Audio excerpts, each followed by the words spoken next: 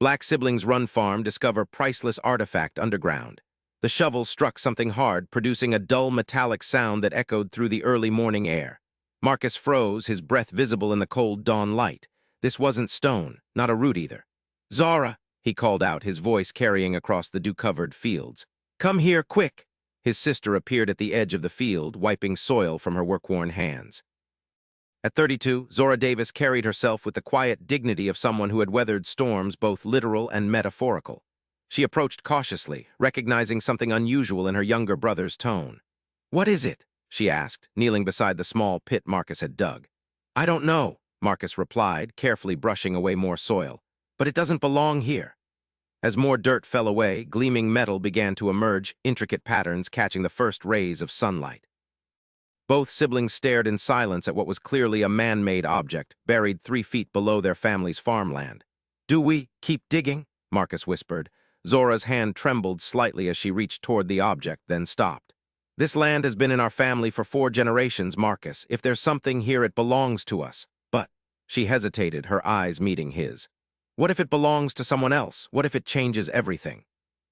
The rising sun cast long shadows across the Davis family farm as brother and sister knelt before their discovery, facing a decision that would test not only their bond, but their understanding of legacy, ownership, and the true meaning of inheritance. 3 months earlier, Zora stood on the wraparound porch of the farmhouse, watching the moving truck disappear down the long gravel driveway. She took a deep breath, the familiar scent of pine trees and rich soil filling her lungs. "Still can't believe you actually did it," came a voice from behind her. Zora turned to see her younger brother Marcus leaning against the doorframe, arms crossed over his chest. At 29, he had their father's height and their mother's thoughtful eyes. The corporate attire he'd worn for the past 7 years had been replaced with well-worn jeans and a simple t-shirt. "That makes 2 of us," she replied with a small smile. "Executive chef at one of Chicago's top restaurants, too. This." She gestured toward the sprawling farmland that stretched out before them. "You were miserable there," Marcus pointed out. "All those fancy people with their fancy complaints." "And you weren't, Mr. Wall Street financial analyst," she countered. Marcus laughed, the sound warm and genuine. "Touché, I guess we both needed something different." They stood in comfortable silence, watching the sun cast golden light across the fields that had been in the Davis family for generations. Their great-grandfather William had purchased this land in 1923, one of the few black farmers able to secure property in the area. The farm had thrived under his care and that of their grandfather James, but their father, Michael, had pursued education and eventually a career in engineering, leasing the land to neighboring farmers for decades. "Dad would be proud," Zora said softly. "He always said we'd come back someday." "Mom would say we're crazy," Marcus added, and they both laughed, the shared memory of their practical-minded mother bringing comfort. Michael and Alina Davis had passed away within a year of each other, a car accident for their father, cancer for their mother. The siblings had found themselves joint inheritors of a property neither had visited since childhood summers. "Did you see Mrs. Whitaker's face when I told her we were actually going to farm the place ourselves?" Marcus asked. Zora snorted. "I thought she was going to call a psychiatric facility right then and there. 2 city kids playing farmer, that's what she's telling everyone." "Let them talk," Marcus said, his expression turning serious. "This is ours, it's always been ours." "We know nothing about farming," Zora reminded him. "We know enough to start, and we can learn the rest." Marcus reached into his pocket and pulled out a worn leather notebook. "Besides, we have this." Their grandfather's farming journal meticulously kept records of planting seasons, crop rotations, and the unique characteristics of every acre of the Davis land. It had been among their father's possessions, preserved with care despite his choice to pursue a different path. Zora took the journal, running her fingers over the cracked leather. "It's not going to be easy." "Nothing worth doing ever is," Marcus replied, echoing one of their father's favorite phrases. Later that evening, they sat at the kitchen table, papers spread out before them, bank statements, loan applications, agricultural reports. The financial reality of their situation was daunting. The insurance money from their parents' passing had covered the cost of moving and initial supplies, but sustainable farming would require more. "We could sell the southeast section," Marcus suggested reluctantly. "It's the least fertile according to Grandpa's notes, and Mr. Reynolds next door has been wanting to expand for years." Zora shook her head firmly. "No, not a single acre. We promised Dad." The conversation was interrupted by a knock at the door. Marcus opened it to find a tall, silver-haired man standing on their porch holding a covered dish. "Evening," the man said with a slight nod. "Frank Tanner. I own the orchard about 5 miles east. Thought I'd bring a welcome dish, though I suppose it's more of a welcome back." Zora appeared behind Marcus.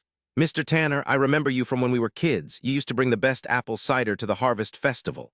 Frank's weathered face broke into a smile. "Still do. Your grandfather was a good friend of mine. Was sorry to hear about your parents. Michael was a fine man." They invited him in, grateful for both the home-cooked meal and the connection to their family's past. Frank said, settling into a chair at the kitchen table. "Word is you two are planning to work the land yourselves." "That's the plan," Marcus confirmed, "though everyone seems to think we're in over our heads." Frank studied them both for a moment. "Maybe you are. Farming's not forgiving work, but that Davis land." He shook his head in appreciation. "Your great-grandfather knew what he was doing when he bought it. Best soil composition in the county. Natural irrigation from the creek. It's good land." "We have a lot to learn," Zora admitted. "Well," Frank said, standing to leave, "my offer stands. Need any advice, you know where to find me. Farming community sticks together." He paused at the door. "Though you might want to be careful about the Prestons. They've had their eye on this property since your father left." After he'd gone, Zora turned to Marcus. "Who are the Prestons?" Marcus frowned. "I looked them up when I was researching the area. Big agricultural corporation. They've been buying up family farms all over the county." "Great," Zora sighed. "Corporate America follows us even here." That night, Zora couldn't sleep. She sat on the porch swing, listening to the chorus of cicadas and staring up at stars that were never visible in Chicago. The enormity of what they'd undertaken weighed on her. They'd both left successful careers, depleted their savings, and pinned their futures on a family legacy neither had been trained to continue. The sound of the screen door creaking open announced Marcus's presence. He handed her a mug of tea and sat beside her. "Having second thoughts?" he asked quietly. "Fourth and fifth ones, actually," she admitted.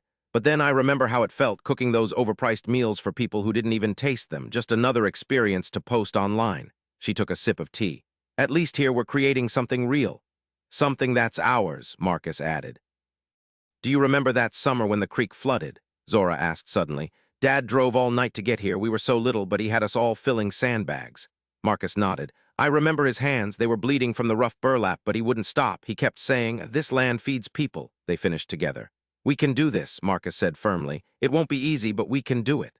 Zora leaned her head against her brother's shoulder. "Tomorrow," she said. "Tomorrow we start for real." The following weeks were a brutal education. Despite all their research and preparation, the physical reality of farm work tested them both. Zora's chef's hands, once prized for their precision, became calloused and raw. Marcus developed muscle aches in places he hadn't known existed. They started small, just 5 acres of vegetables, following their grandfather's rotation plan. The rest of the farmable land they leased to local farmers for the season, providing some income while they found their footing. "I think I'm dying," Marcus groaned, collapsing into a kitchen chair after a particularly grueling day of preparing soil for planting. Zora, equally exhausted, laughed weakly. "Remember when we thought the pressure of quarterly reports was stressful? At least soil doesn't send passive-aggressive emails when it's unhappy with your performance," Marcus replied. Their humor helped, but challenges mounted. Equipment broke down, unexpected expenses arose. The learning curve was steep and unforgiving. One afternoon, a sleek black SUV pulled up the driveway. A woman in her 40s emerged, her crisp pantsuit distinctly out of place against the rural backdrop. "Ms. Davis, Mr. Davis," she called, approaching where they were repairing an irrigation line. "Linda Preston, Preston Agricultural Enterprises." Marcus and Zora exchanged a look, remembering Frank's warning. "What can we do for you, Ms. Preston?" Zora asked, not bothering to hide her wariness. "I'll be direct," Linda said with a practiced smile. "Our company has been consolidating agricultural operations in this region for the past decade. Your property would be an excellent addition to our portfolio. I'm prepared to offer 20% above market value." Marcus straightened up. "The farm isn't for sale." Linda's smile didn't waver. "I understand your sentimental attachment. The offer includes a heritage clause. We'd maintain the Davis name on the property records and even establish a small memorial garden commemorating your family's contribution to local agriculture." "A memorial?" Zora repeated incredulously. "This isn't a cemetery, Ms. Preston. It's our home, our livelihood." "Is it, though?" Linda asked, her tone gentle but pointed. "From what I understand, you've been urban professionals until very recently. Farming is an increasingly technical industry requiring significant capital investment. Our resources could ensure this land remains productive. Thank you for your offer, Marcus said firmly. But again, we're not interested. Linda nodded, handing them each a business card. The offer remains open. Farming is unpredictable: weather, market fluctuations, equipment failures. If circumstances change, please call me. After she left, Zora crushed the business card in her fist. The audacity. She's not wrong about one thing, Marcus said quietly. We are undercapitalized. We'll make it work, Zora insisted. We have to. As spring progressed into early summer, their first crops began to emerge: tender shoots of lettuce, radishes, peas, and carrots. Each tiny green sprout felt like a personal victory. They established a small stand at the local farmers' market, introducing themselves to the community. Some welcomed them warmly, remembering their grandfather. Others viewed them with skepticism, city interlopers playing at tradition. Diane Miller, who ran the county's agricultural extension office, became an unexpected ally. In her late 50s, with a no-nonsense demeanor and encyclopedic knowledge of local growing conditions, she took a special interest in the Davis siblings. Your grandfather was one of the best farmers I ever knew, she told them during one of her frequent visits to check on their progress. Knew this land like it was an extension of himself. We found his notebooks, Zora said. They've been invaluable. Diane nodded approvingly. James was methodical, but there are some things you can't learn from books, like knowing when a storm is coming by the way the air feels on your skin. Or understanding that this corner of your east field will always drain poorly because of the clay deposit underneath. How do we learn those things? Marcus asked. Time, Diane replied simply, and paying attention. This land will teach you if you listen. One evening, as they were finishing dinner, the sky darkened ominously. Thunder rumbled in the distance. The tomatoes, Zora gasped, jumping to her feet. The young plants they'd set out the previous week were vulnerable to heavy rain. They worked frantically in the approaching storm, covering rows with protective sheeting. Rain began to fall as they secured the last section, quickly becoming a downpour that soaked them to the skin. Laughing and breathless, they raced back to the house, the warm lights of home a beacon in the gathering darkness. Later, changed into dry clothes and sipping hot chocolate, they sat in comfortable silence, listening to the rain drumming on the roof. I had a big presentation scheduled for today, Marcus said suddenly.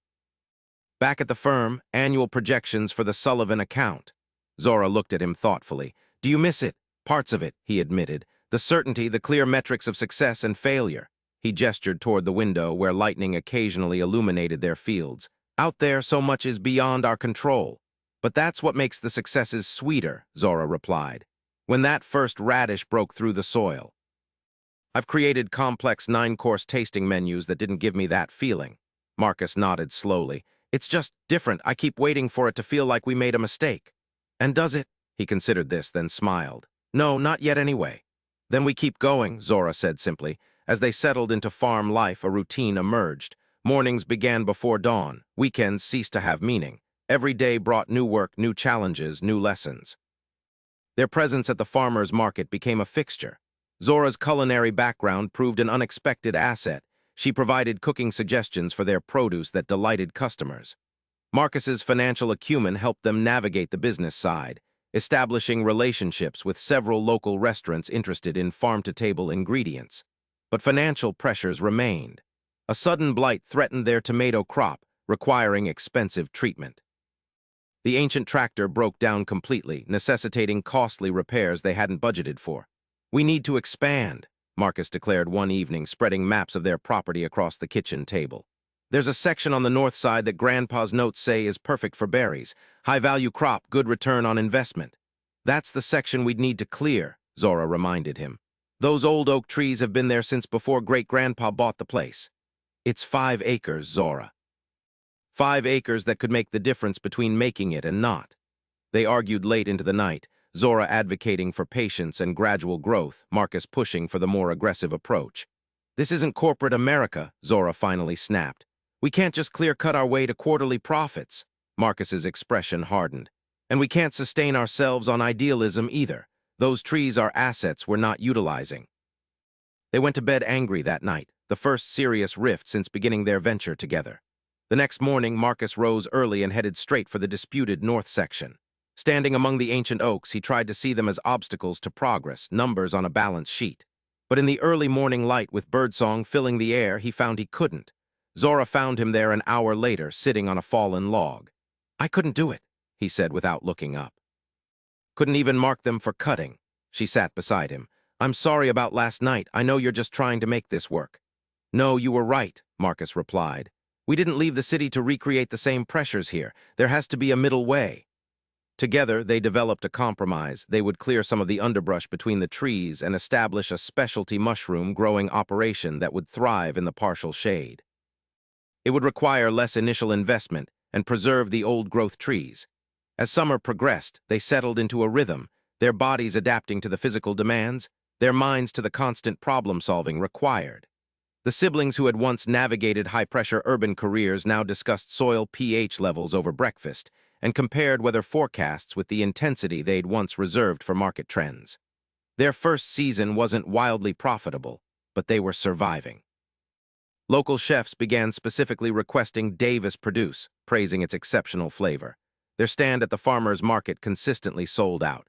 We're going to make it, Zora said one evening as they sat on the porch watching fireflies rise from the fields. It won't be easy, but we're going to make it. Marcus nodded, but his expression remained troubled. Have you noticed anything strange about the northeastern section by the old stone wall? Strange how? The crops there aren't thriving like everywhere else, and there's this, I don't know how to describe it, a feeling.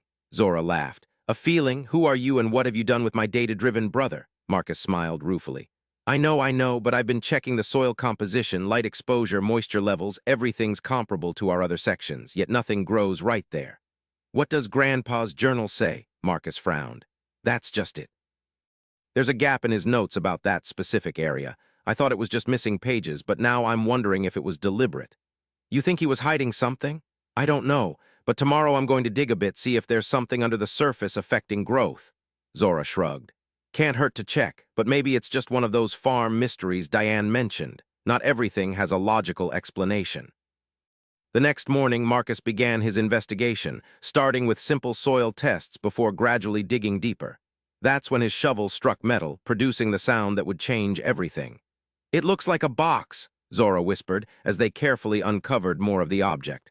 No, more like a chest. Hours had passed since the initial discovery. They had worked methodically, removing soil inch by inch to reveal what appeared to be an ornate metal container approximately 3 feet long and 2 feet wide. Its surface was covered with intricate engravings partially obscured by dirt and corrosion. This doesn't make any sense, Marcus said, sitting back on his heels. Why would something like this be buried on our land? Zora ran her fingers lightly over the exposed portion of the chest. These patterns, they don't look European. African, maybe. Marcus studied the metalwork more closely. You could be right, but how would an African artifact end up 3 feet underground in rural Virginia? Underground railroad, Zora suggested. This area was active during that period. Maybe. Marcus's brow furrowed in concentration. But why bury something so elaborate, and why has no one in our family ever mentioned it? The sun climbed higher in the sky as they debated what to do. The farm work awaited, crops needed tending, deliveries needed to be prepared for tomorrow's market. Yet neither could bring themselves to rebury the chest and walk away. We should document everything before we try to move it, Zora decided, retrieving her phone to take photographs. And we need to be careful. If this is as old as it looks, it could be fragile. Marcus nodded in agreement. What if there's something valuable inside? The question hung between them, laden with implications. Their financial struggles were far from over. A significant find could change everything. Let's not get ahead of ourselves, Zora cautioned. First, we need to get it out of the ground safely. It took another hour of painstaking excavation before they could attempt to lift the chest. Despite its ornate appearance, it was surprisingly heavy, requiring both of them to carry it to the house. They placed it on the kitchen table, suddenly hesitant to open it. Should we call someone? Marcus asked. A museum expert or something, Zora bit her lip. If we do that and it is valuable, it might not stay ours. Does it deserve to stay ours? Marcus countered. If this is a historical artifact, it was found on Davis land, Zora interrupted. Land our great-grandfather worked himself to death to buy and keep. Land our grandfather protected. Land our father made sure stayed in the family even when he chose a different path. That doesn't automatically give us the right to whatever's inside, Marcus argued, especially if it has cultural significance beyond us. Their debate was interrupted by a knock at the door. Hastily, they covered the chest with a tablecloth before Marcus went to answer. Linda Preston stood on their porch, her corporate smile firmly in place. Mr. Davis, I was in the area and thought I'd check in. Has there been any reconsideration of our offer? Marcus's pulse quickened. Had she somehow heard about their discovery? As we told you before, Ms. Preston, we're not interested in selling. Linda's smile tightened slightly. I understand, but I should mention that our company has recently acquired the Reynolds property adjacent to yours. There are some water rights issues that may affect your eastern fields. I'm sure we can work something out amicably. The implication was clear: cooperation or complications. Thank you for the information, Marcus said stiffly. We'll have our lawyer review our water rights documentation. After she left, he returned to the kitchen to find Zora exactly where he'd left her, staring at the covered chest. The Prestons bought the Reynolds place, he told her, and they're already making veiled threats about water access. Zora's jaw tightened. All the more reason to see what we're dealing with here. If this chest contains something valuable, it could give us the financial cushion we need to fight them.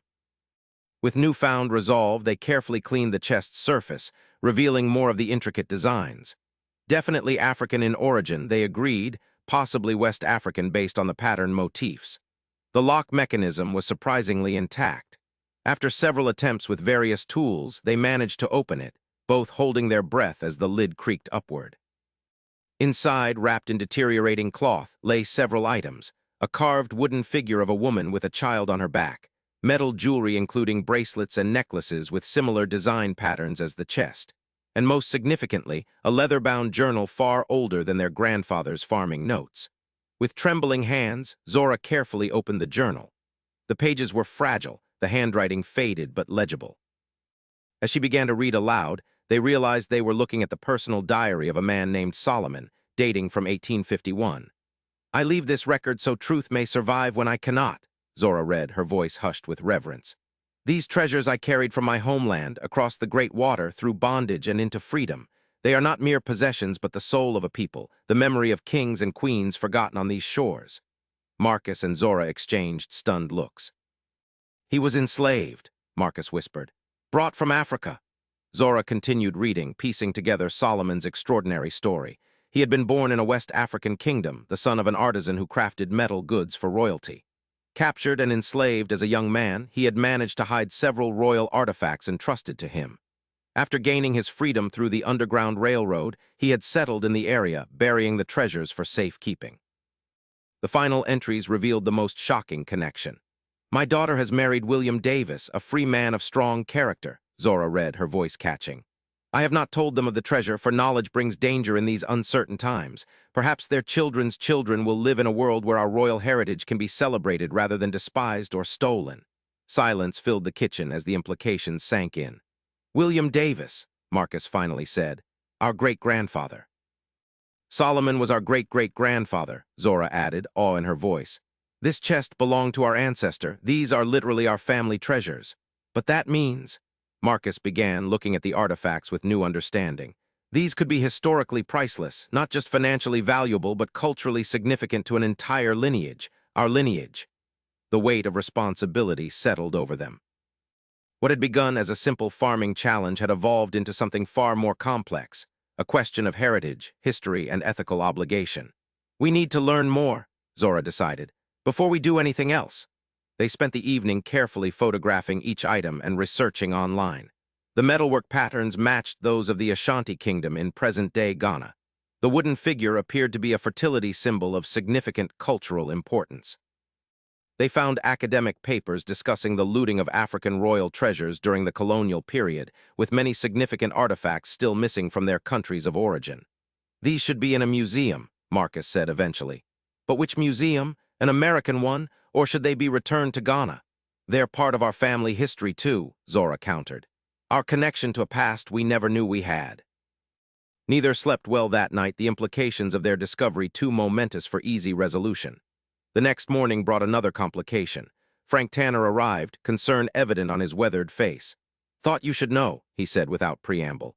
There's talk in town. Someone saw you digging yesterday, then carrying something heavy to the house. Linda Preston's been asking questions. How would she even know? Zora asked, alarmed. Frank sighed. Small community, people notice things. And the Prestons have been interested in this property for years. There were always rumors about the Davis land. Rumors? Marcus prompted. Old stories that your great-grandfather came into money suddenly, built this place when he shouldn't have been able to afford it. Some people thought he found Confederate gold or some such nonsense. Frank shook his head. People love a mystery. After he left, the siblings faced each other across the kitchen table, the chest between them. If the Prestons get wind of what we've actually found, Marcus said slowly, they'll use it as leverage. Historical artifacts come with legal complications. They could tie us up in court, drain our resources. We need to decide, Zora agreed. And quickly. Their debate resumed with new urgency. Marcus advocated for contacting proper authorities, museums, historical societies, perhaps even representatives from Ghana. Zora worried about losing control of their family legacy, about decisions being made by institutions rather than family. What would Dad have done? Marcus asked finally. Zora closed her eyes, thinking. He would have wanted to do what's right, but he also would have wanted to protect the family connection. A new idea began to form between them, a middle path that honored both perspectives. Diane from the Agricultural Extension Office knew people at the State University. Through her, they arranged a meeting with Dr. Kwame Nkrumah, a professor of African history specializing in West African cultural heritage. They invited him to the farm rather than bringing the artifacts to the university, maintaining some control over the situation. When Dr. Nkrumah arrived, his reaction to the chest and its contents confirmed their significance. "This is extraordinary," he breathed, carefully examining each piece. These are royal artifacts from the Ashanti Kingdom dating to the early 19th century. The craftsmanship is museum quality, and to have provenance a documented chain of ownership, this is unprecedented. What should be done with them? Zora asked directly. Dr. Nkrumah looked up, his expression thoughtful. Legally, as items found on your property, they belong to you. Ethically, he paused. These represent both your family heritage and the cultural heritage of Ghana. Perhaps there's a way to honor both. Together, they began to develop a plan. The university would help authenticate and preserve the artifacts. Selected pieces would be exhibited in both American museums and Ghana, always with the Davis family story included. The journal would be digitized for historical research while remaining family property. Most importantly, educational programs would be established to connect African American students with their ancestral heritage. The plan wasn't without financial implications. While they wouldn't sell the artifacts, the museum partnerships would include grants for the preservation of the Davis farm as a historical site, ensuring its survival without sacrificing their principles. As word of the discovery spread, the community's reaction was mixed. Some celebrated the historical significance. Others, including the Prestons, challenged the siblings' right to determine the artifact's fate. "You have no idea what you're doing," Linda Preston told them during a tense encounter at the farmers' market. "Those artifacts need professional management. Our company has connections with major auction houses that could maximize their value." "They're not for sale," Marcus replied firmly. "At any price." The Prestons' threats about water rights materialized into legal action, but the publicity surrounding the artifacts had drawn attention to their tactics. Local support rallied behind the Davis siblings, with neighboring farmers sharing water access to counter the Prestons' leverage. Throughout the controversy, Marcus and Zora continued farming, harvesting crops, attending markets, planning for the next season. The work grounded them amid the swirl of attention their discovery had generated. One evening, as summer transitioned to early fall, they sat on the porch steps, watching the sun set over fields that now held new meaning. "Do you think we made the right decision?" Marcus asked. "Not keeping it all private, not cashing in?" Zora was quiet for a moment.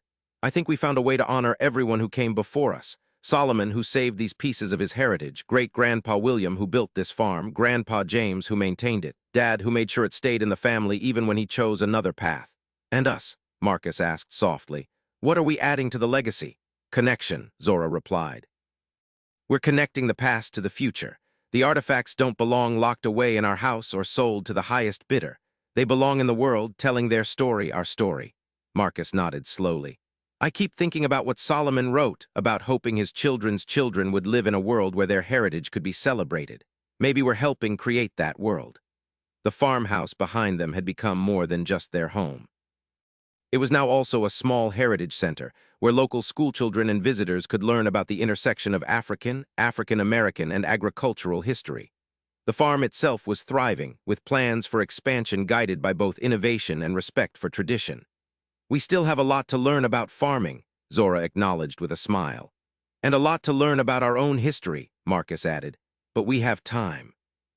As darkness fell, they remained on the porch. the weight of their ancestors' hopes and sacrifices settling around them not as a burden, but as a foundation.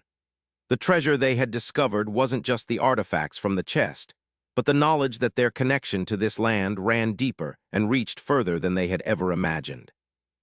In choosing to share rather than possess, to preserve rather than profit, they had found something more valuable than gold, a purpose that united past and present, personal and communal, practical and profound.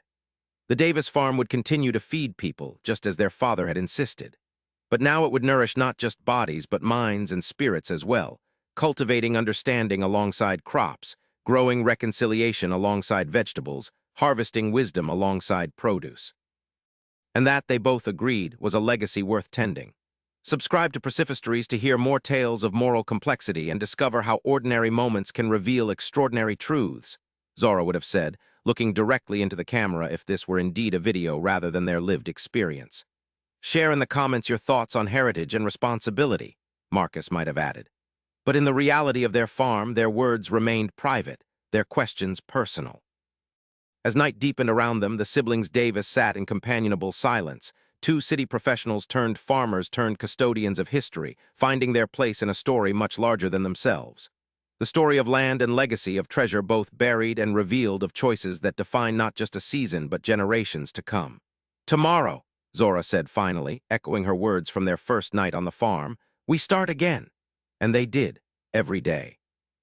Sowing seeds both literal and metaphorical, cultivating a future that honored the past without being bound by it, growing something that nourished both body and soul. That was the true treasure of the Davis farm, not what lay beneath the soil, but what grew from it. Not what was hidden, but what was revealed. Not what could be sold, but what could be shared. A harvest more precious than gold. What moral questions have you faced when discovering something unexpected? How do we balance personal benefit with broader responsibility? Subscribe to Priceless for more narratives that explore the complex choices that shape our character and our world. Join our community of thoughtful viewers who understand that the most important stories are the ones that challenge us to examine our own values and choices.